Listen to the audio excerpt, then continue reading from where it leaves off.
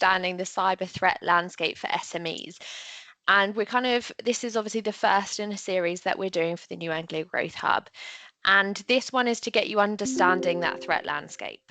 So today is not about what you can do to protect yourself. It's about making you aware of what criminals are out there, their motivations, their tactics that they're using, and how it all comes together. The following sessions will then give you proactive defensive measures and kind of a bigger overview on specifics that you can do as well. So today we're going to get started with this one. I'm operating a number of screens today, so you'll have to forgive me as we go along if I manage to click through one too many screens at a time. I'll turn myself off there so I can see everyone else. That's perfect. So as you see on the board, the question is no longer if your organisations will face a cyber incident, but when. The time to act is now. We need you to have that strategic foresight. And that starts here with our first session in our series, understanding the threat landscape and then attending those further sessions, like I said, to understand how to manage that risk and what you can put in place to reduce the impact and the risk in the first place. Because this, what you see on our board, is our new normal.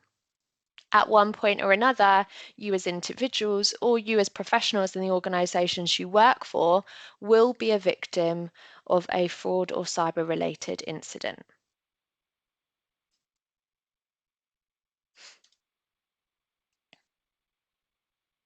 So what actually is cybersecurity? For a lot of us, cybersecurity is the IT person's issue, and that's something that we need to move away from. So as you can see, cybersecurity helps individuals and organizations reduce the risk, but also the impact of those cyber attacks, like the ones that we have seen in the news all of last year. Its core function is really to defend those digital services and devices that we rely on from online threats, and therefore safeguarding the vast amounts of personal data and information stored locally or in our clouds. Now, some organisations still don't take this risk seriously, and they don't have that strategic foresight that cybersecurity brings. However, most organisations, however big or small you are, in the UK do rely on digital technology to function. In fact, we're almost forced into it in this interconnected world that we now live in. And therefore, cybersecurity should be a key part of every organisation's operational resilience. Like I said, doesn't matter how big or small you are, you need to be considering this. Because cybersecurity is no longer or never has been just the IT guy's issue. It's the responsibility of every single person within your organisation. So, the threat to the UK, it's varied, let's be honest. I work on a national cyber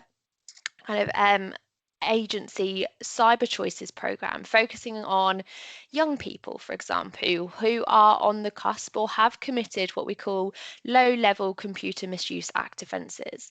These people are often termed in the news as script kiddies. And they are a danger of themselves, and they're probably the most prevalent. There's a large amount of young people out there, and their offending can start as young as 13. But on our Cyber Choices program in the Eastern area, we've actually had someone as young as 7 on that program. I think we're all well aware of how young people are getting involved in technology now and how much their access has increased compared to when we were their age. But then we also have those things called organised crime groups or organised crime networks. They have slightly different motivations to the script kiddies, and they definitely have different motivations to these nation state actors. So within the 2025 annual review, we had laid out for us the nation state actors who continue to present a significant threat to the UK and global cybersecurity. So I reckon majority of the names on the board that you can see now do not surprise you. We'll start with China. They continue to be a highly sophisticated and capable, what we term threat actor, targeting a wide range of sectors and institutions across the globe. And in September 2024, the National Security Centre for Cybercrime and their international allies exposed a covert network operated by a China-linked company called Integrity Technology Group. The threat actor managed a botnet, and a botnet is basically a network of interconnected devices that are infected with malicious software to conduct coordinated cyber attacks. And honestly, often these infected devices turn out to be your Internet of Things devices, your smart televisions, your smart fridges, your CCTV cameras, things that we don't necessarily think we need to put that much security behind. And we'll come on to that in our further inputs. But these interconnected devices, these botnets, consisted over 260,000 compromised devices around the world, all led by that covert network operated under a China-linked company that we identified. And again, and further, in August 2025, the National Cybersecurity Centre co-sealed a cybersecurity advisory with international partners linking 3 China-based companies to a campaign targeting foreign governments and critical networks. The activities described in the advisory partially overlap with campaigns previously reported by cybersecurity industry experts under the name Salt Typhoon. They give some really fancy names to these people. I think in part it's so that they are memorable, but China is, like I said, definitely one of those very sophisticated and very capable threat actors that we need to be aware of. Russia is one that I have no doubt you're unsurprised to see on the screen. And again, very, very capable, but also what we would term as an irresponsible threat actor. There have been a growing number of what we term as pro-Russia hacktivist groups targeting the UK and other NATO countries. And the National Cybersecurity Centre continues to publicly expose Russian cyber activity. One such that we would like to mention is where malware which steals victims' login details and tokens to enable long-term access to emails accounts was identified.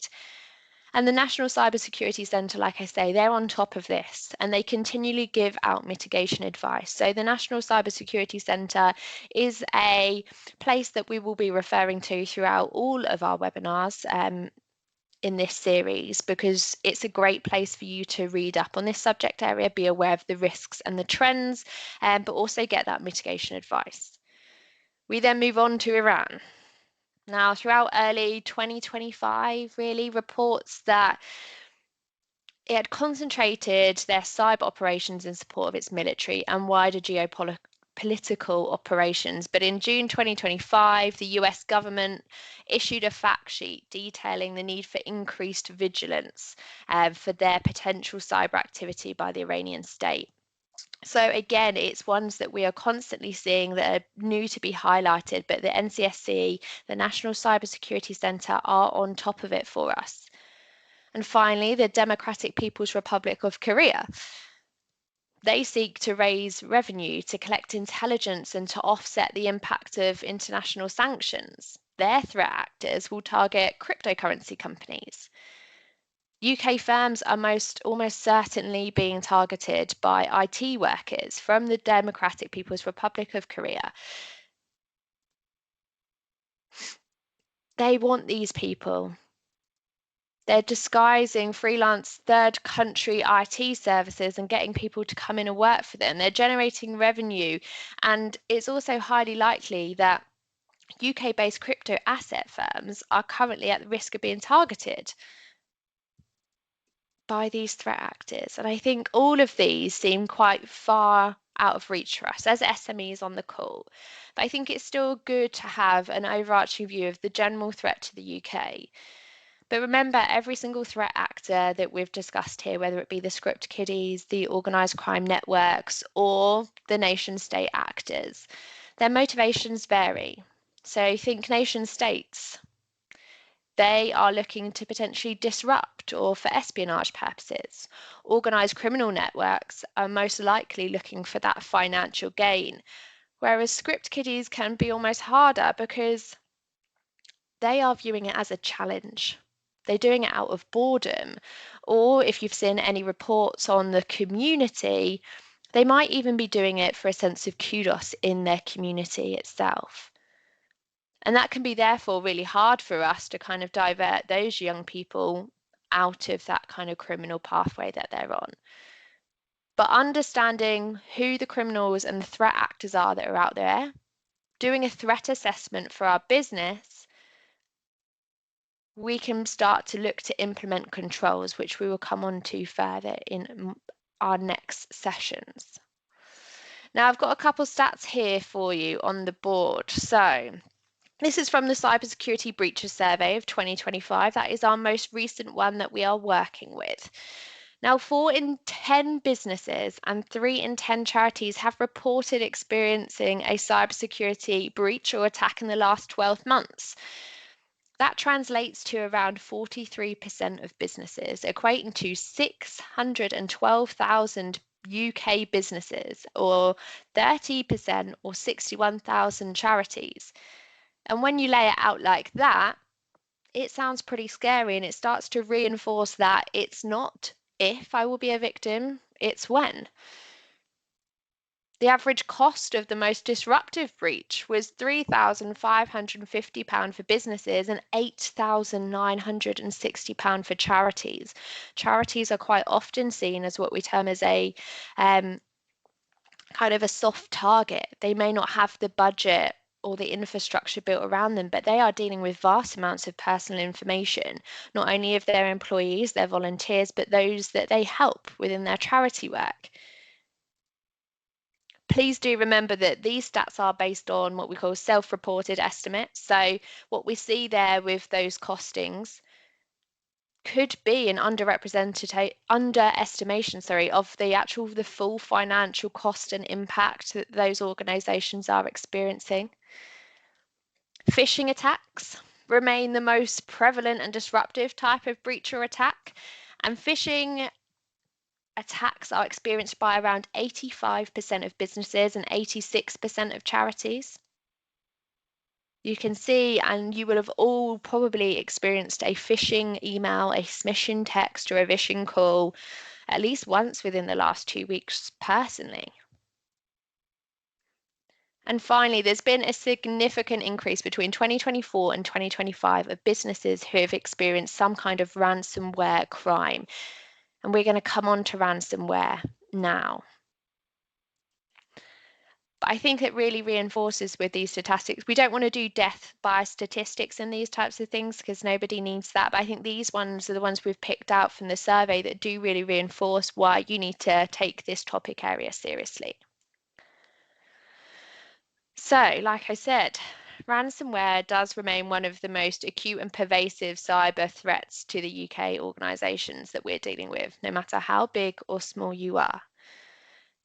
And this was highlighted by ransomware attacks on Marks and Spencer's, the Co-op and others across the retail sector, with the sight of kind of empty shelves, a stark reminder of the potential operational and financial impact on victims.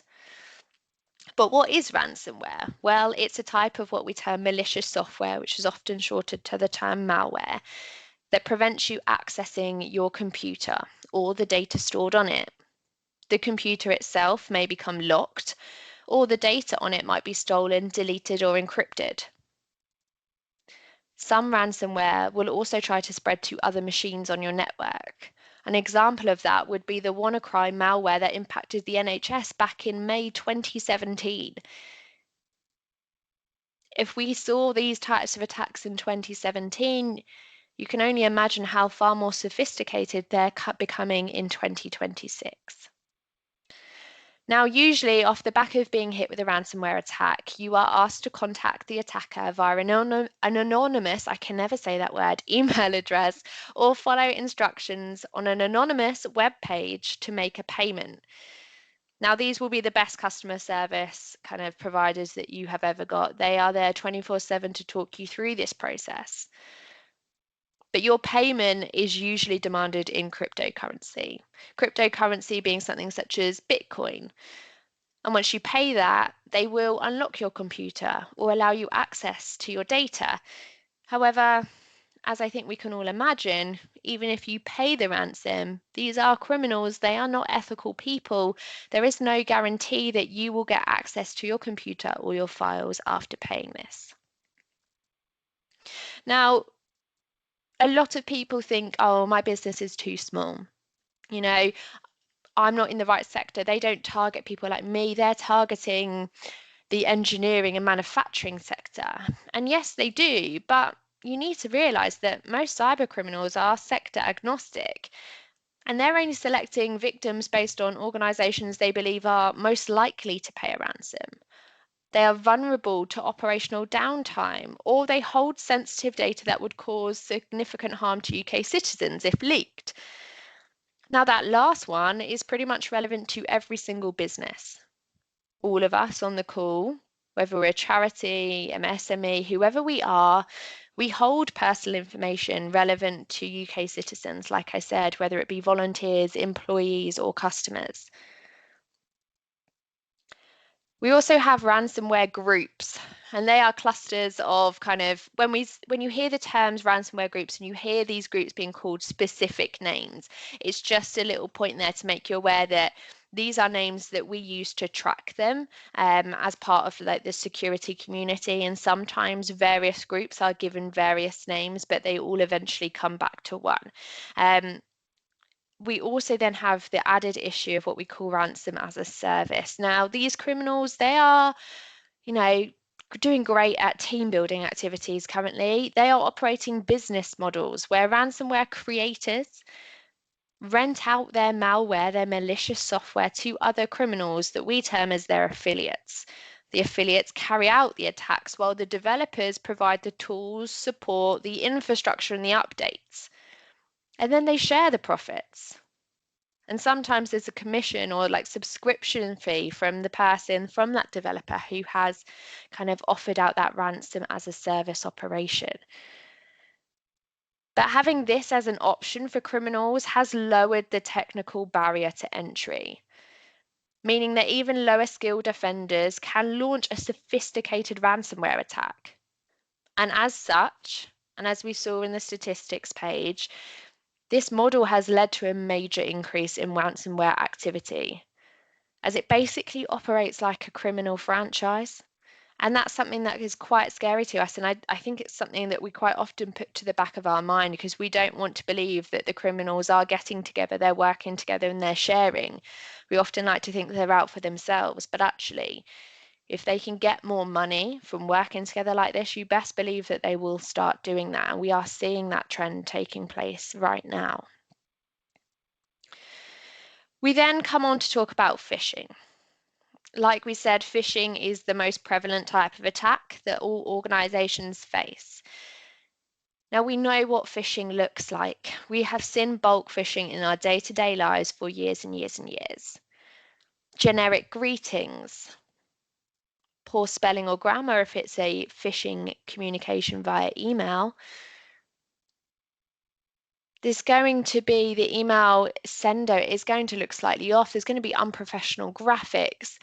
They're not really going to know much information. They're taking a punt, and there's definitely going to be what we term as social engineering on there. That sense of urgency, that pressure to recover your account.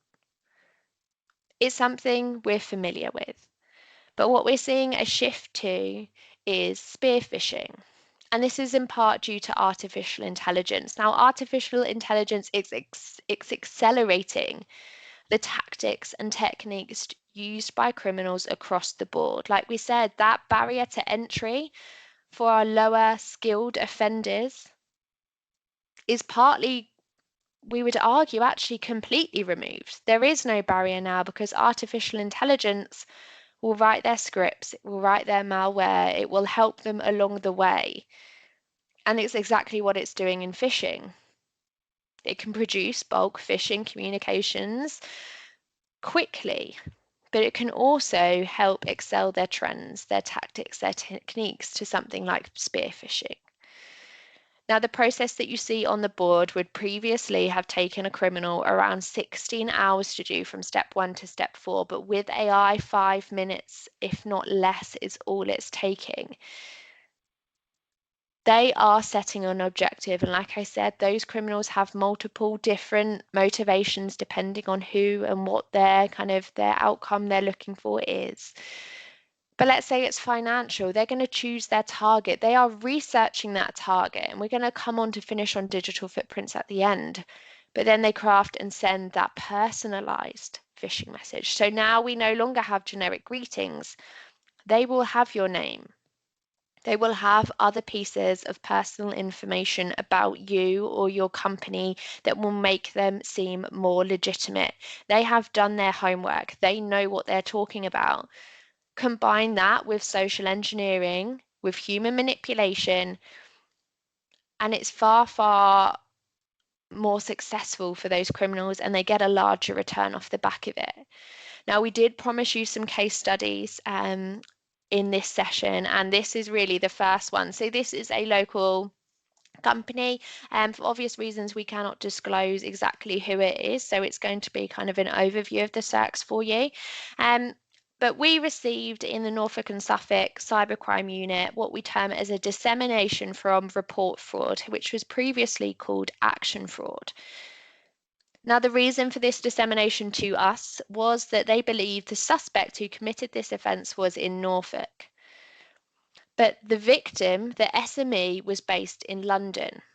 And it started with the CEO receiving an email. The email was received while she was on annual leave, but as many of us do, she was still checking her emails.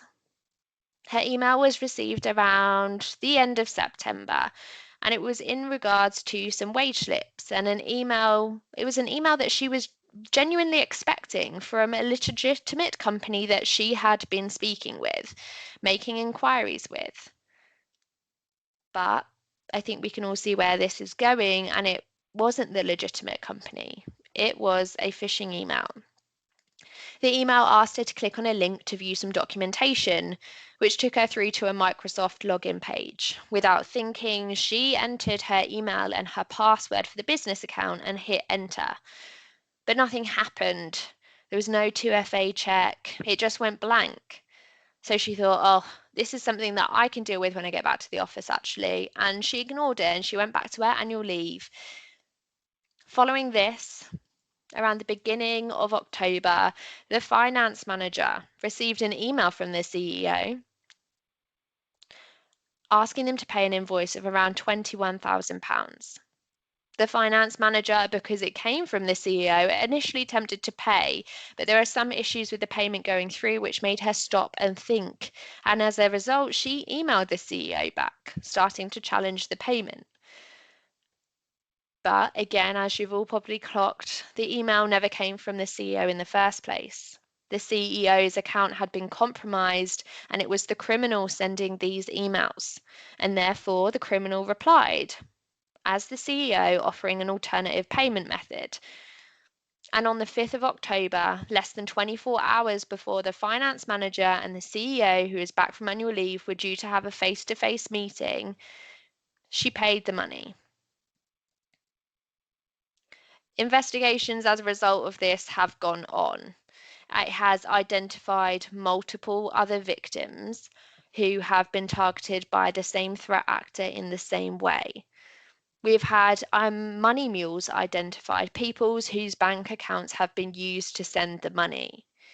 And there's been a number of arrests, some of which have been in the UK and some of which we are looking at seeing whether we can target abroad in Africa.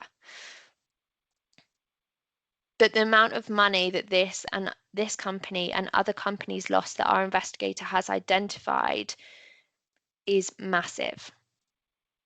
And it all came from somebody being off their guard whilst on annual leave, clicking on a link in an email that they believe was legitimate. But that cybercriminal had been in their emails for a while, monitoring their emails, putting email forwarding rules on so they could see exactly what was happening and how they could target this organization and this individual. We've seen a similar case recently, another job that has come through to our department. And it's one that, again, really reinforces the idea of how risky phishing emails could be. So another Norfolk and Suffolk business that was recently targeted, again, via that phishing email. It had been a link.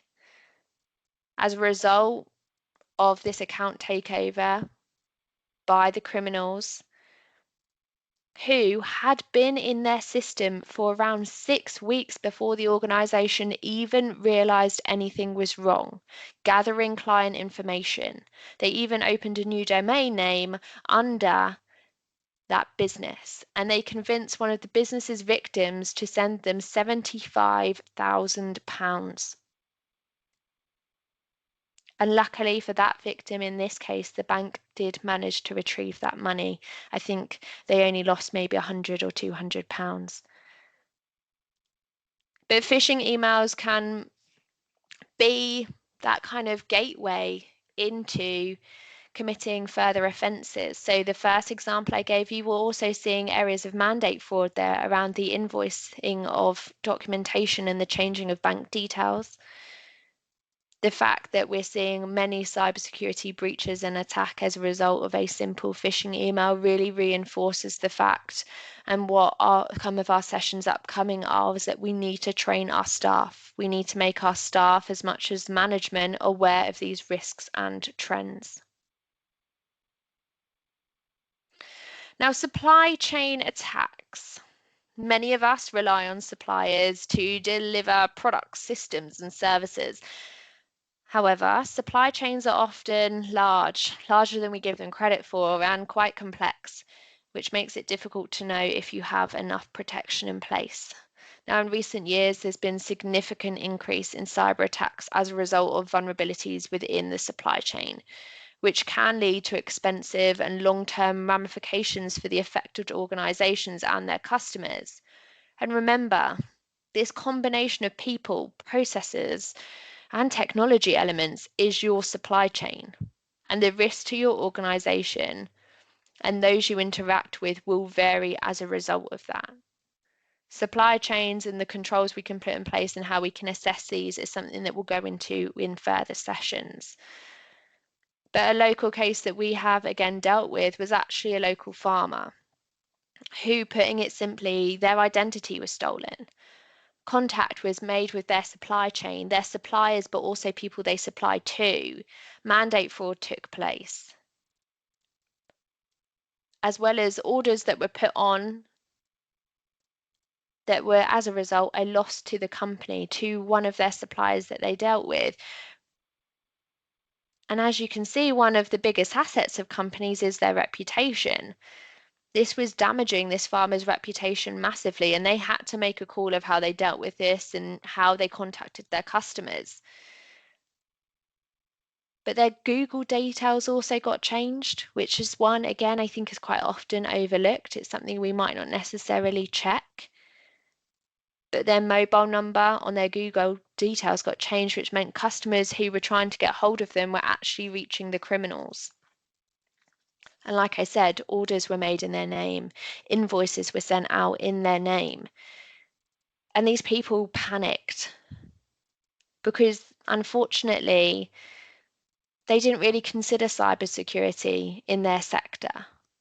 But again, it shows that criminals are sector agnostic. They don't care where you are, as long as it has an impact and they're getting what they want out of it. It's helping to achieve their objective.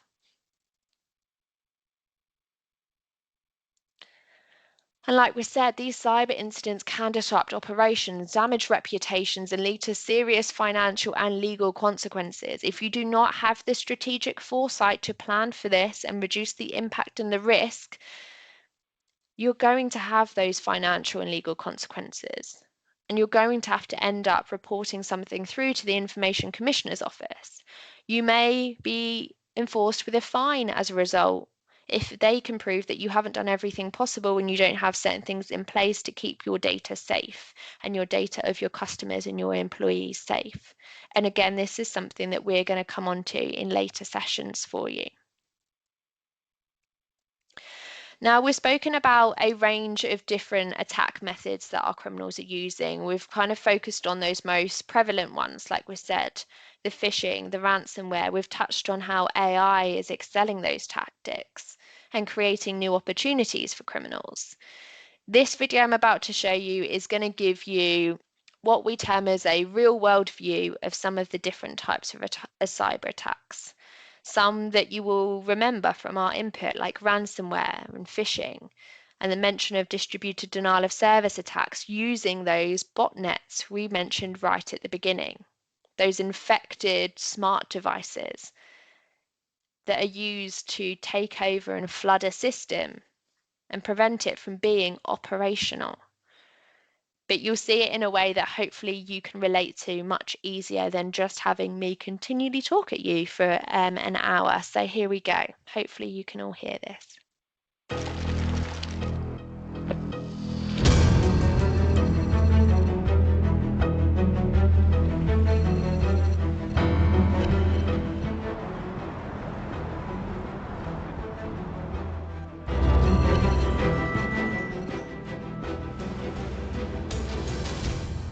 Another shop. Has that been open the whole time? Look at the bee and the bike on a logo. Seen the other side of the road. Oh, is that my twin? Oh, it's a fake Brompton. It's exactly the same. What the hell? I've had people walking past are like, what are two Brompton stores doing right opposite each other? So Yeah. weird. Like, I feel like I'm in some parallel universe. That's a couple who are just in here, right? Yeah.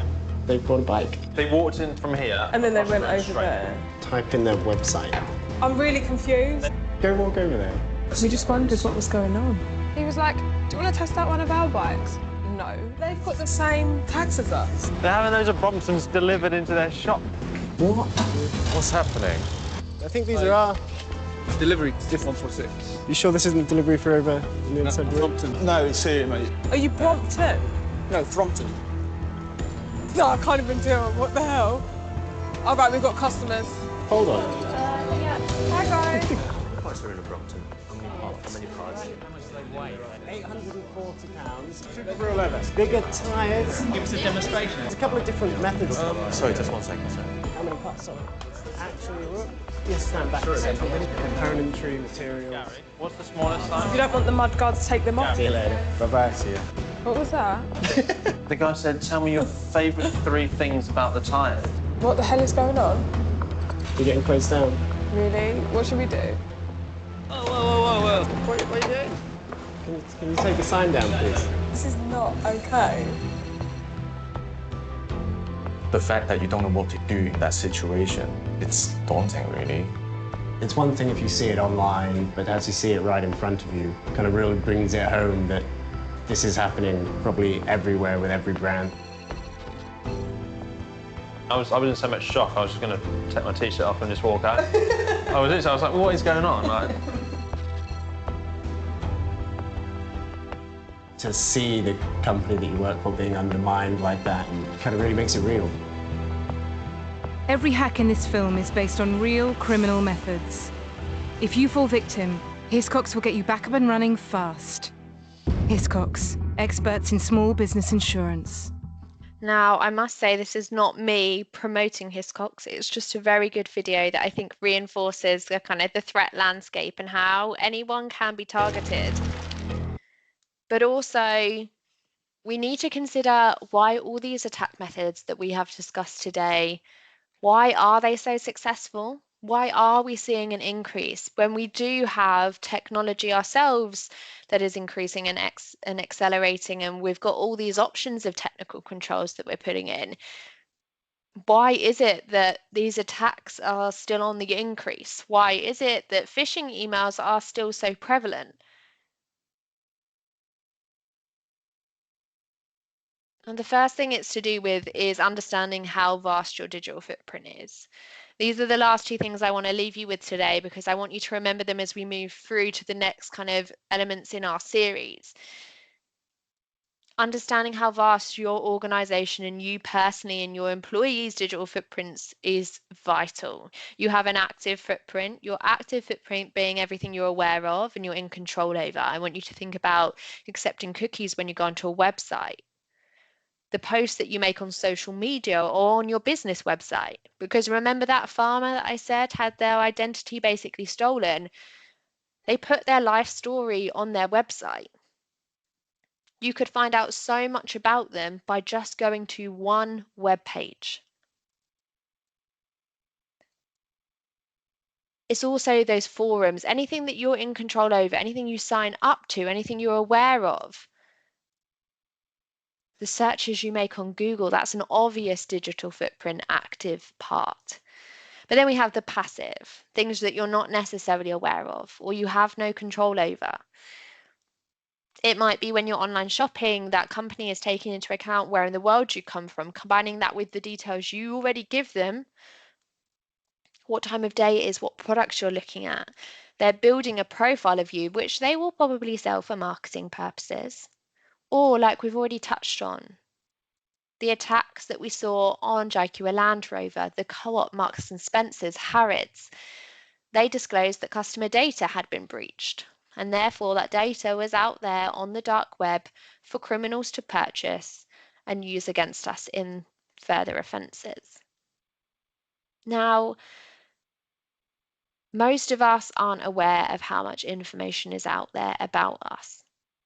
And again, in further sessions, we're going to give you ways to check that for you and your company. But if you're not aware of how vast your digital footprint is, then it makes it harder to understand and realize when you could be being socially engineered. Now, I have mentioned this term a few times within the session today, but social engineering is the idea of hacking the human. Human manipulation, tricking a person to get them to do something that is useful to you as the attacker. Think about it in terms of your digital footprint. I am going to review your digital footprint, both active and passive. I'm looking for a vulnerability or a weakness. For example, your vulnerability or weakness that I identify, you may not agree with because it's something you're all emotionally tied to, it's something you're passionate about, a hobby, your friends and family, even your job. But having all of this information on you and what you love, what you have emotional ties to, I can use that. I can call you. I can send you a phishing email, a smishing text. One thing I will leave you with, just as one of those really impactful areas of threat today. When we're talking about phishing and social engineering, it's a really clear example of a socially engineered attack. And a phishing call, if I wanted to review your digital footprint, if I found a video of you talking that was at least 3 seconds long, I could take that, I could put it into some software, and with the help of AI, I can get you to say something that you have never said. I can get you, and I can have your voice call somebody in your organization and ask them to do something that you have never asked them to do. With voice cloning, it only takes 3 seconds of your voice. Like we said, AI is escalating the tactics and techniques that criminals use. And this is the one that has had the most impact recently, and I think it's a great one to leave you on. But that is me done now. We won't show that video